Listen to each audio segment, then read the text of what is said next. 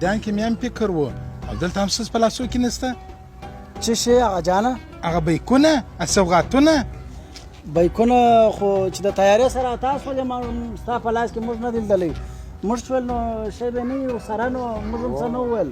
هلکه دا ته اوس څه وه؟ په هغه کې تسبیح وې مسلې وې سوغاتونه وه.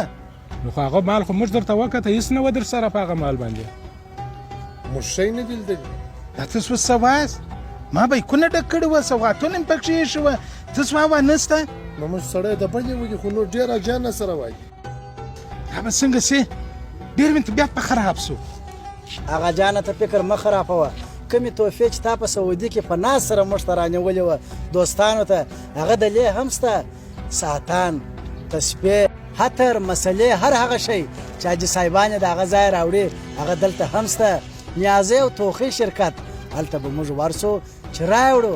څوک به دا فکر ونه کړي چې دا یې په کندهار کې رانیولي دي. ته بېغمه ورسه کښېنه، میلمانه هم را روان دي، دوستان هم راځي او موږ به نیازي او توخي شرکت ته ورسو. هلته به موږ دا ستا تحفې راوړو.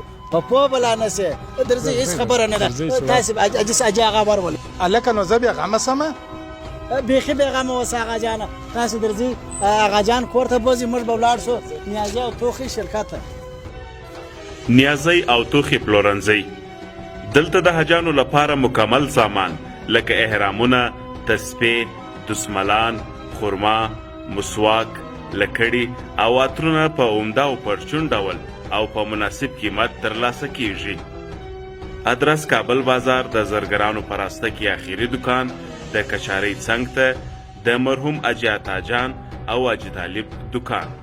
د اړیکو شمیرې 0 شپږ 40 42 0 40 40 اوه شپږ 90.